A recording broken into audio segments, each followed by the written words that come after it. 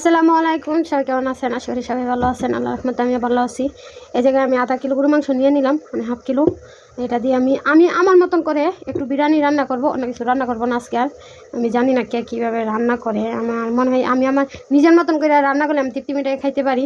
তো ওই দিনও গরু মাংস একজনকে দিয়ে রান্না করাই খাইছি, কিন্তু আজকে আমি বিরিয়ানিটা নিজে রান্না করবো গরু মাংস দিয়ে।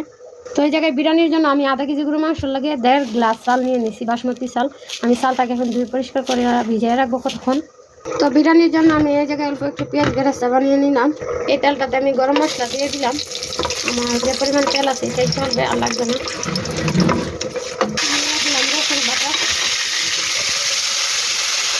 আদা বাটা, 1 চামচ ধনিয়ার গুঁড়া, হাফ চামচের জিরার গুঁড়া, অল্প একটু গোলমরিচের গুঁড়া, হাফ চামচের তো কম। জালের জন্য দিয়ে দিলাম কাঁচামরিচ বাটা। আমি কাঁচামরিচটা ব্যবহার করলাম, শুকনো মরিচটা ব্যবহার করবো না। একটু পানি দিয়ে আমি কাঁচামরিচটা মশলাটা কষিয়ে নেব। দিয়ে দিলাম 1 চামচ গরম মশলা। বিরিয়ানির জন্য তো গরম মশলাটা লাগবে, 1 চামচ দিয়ে দিলাম। যেহেতু আমার বিরিয়ানি অল্প একটু রান্না করবো, ওই অনুসারে মশলাটা দিছি। তো এই জায়গায় মশলাটা কষানো হয়ে গেছে। মাংসগুলো দিয়ে মাংসটা আমি এখন ভালো করে মশলাতে কষিয়ে নেব।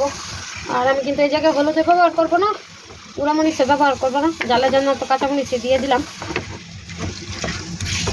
ওই দেখেন মাংসটা অর্ধেকটা সিদ্ধ হয়ে আসছে।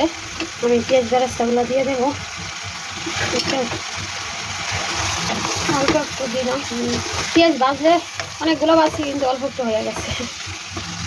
হয়তো এই দেখেন আমার মাংসটা অনেকটা সিদ্ধ হয়ে গেছে। আমি এখন চালগুলা দিয়ে মাংসের সাথে একটু ভাজা ভাজা করে নেব।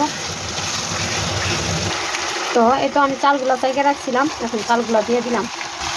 চালগুলো আমি ভালো করে ভাজা ভাজা করে নেব মাংসের সাথে।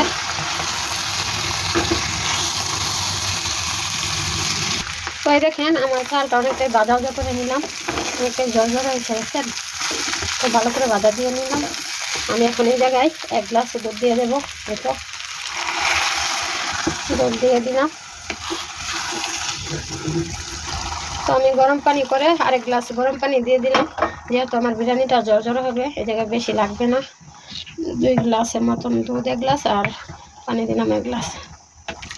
কাঁচামরিচটা দেওয়া দেখেন উপরটাতে কীরকম একটা কালার আসতেছে। এই জায়গায় আমার একটু লবণের প্রয়োজন, আমি লবণ দিয়ে দিলাম। এর আগে কিন্তু আমি লবণ দিই নাই, কারণ আমি কাঁচামরিচটা বাইটা নিয়েছিলাম লবণ দিয়ে। লবণ দিলে কি তাড়াতাড়ি বাটা হয়, মিহিন হয়ে যায়। তো এটা আমি আস্তে আস্তে জাল দিয়ে রান্না করব। দেখেন অলরেডি কিন্তু আমার উপরাই গেছে, জাল কমে দিয়ে রান্না করব। তো এই দেখেন আমার অলরেডি বিরিয়ানিটা রান্না হয়ে গেছে। আর ওলা মাংস নিয়ে নিলাম। এই দোয়া রান্না করে গরম গরম খাওয়ার স্বাদটা আলাদা। দেখেন আমি আমার মতন করে রান্না করছি। দেখেন আমি কিন্তু হলুদ দিই নাই, তারপর আমার বিরিয়ানির কালারটা দেখেন লাইটের কারণে। দেখেন বিরিয়ানিটা কিন্তু হালকা সাদা হয়েছে, যেহেতু গরম মশলা ব্যবহার করছি, তার জন্য এই কালারটা আসছে। দেখছেন অনেকটাই ঝরঝর হয়েছে।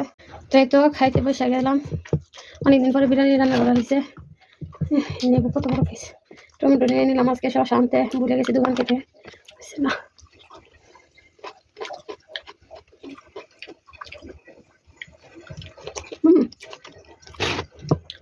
হ্যাঁ, বিরিয়ানিটা একবার ঝরঝর হয়েছে। আপনার চালের সাথে একটা চাল লাগে নাই।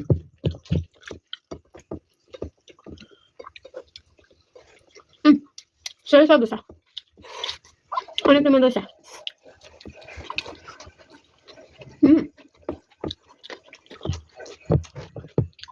তুমি যদি আমার মন থেকে নিজের মতন করে রান্না করি, তাহলে খাইতে একটু ভালো লাগে। তুমি খাওয়া যায় নিজের মনের মতন করে রান্না করলে। বিরিয়ানিতে কিন্তু এখানে আমি নিজে টক দই দিয়ে রান্না করি। আমি টক দই ব্যবহার করি নাই, দুধ। ডালে কিন্তু হলুদ মরিচটা ব্যবহার করা যেত, আমি হলুদ মরিচটা দিই নাই, ডালের জন্য কাঁচা মরিচটা দিছি। কাঁচা মরিচ দিয়ে রান্না করলে স্বাদটাই লাগানো পরে।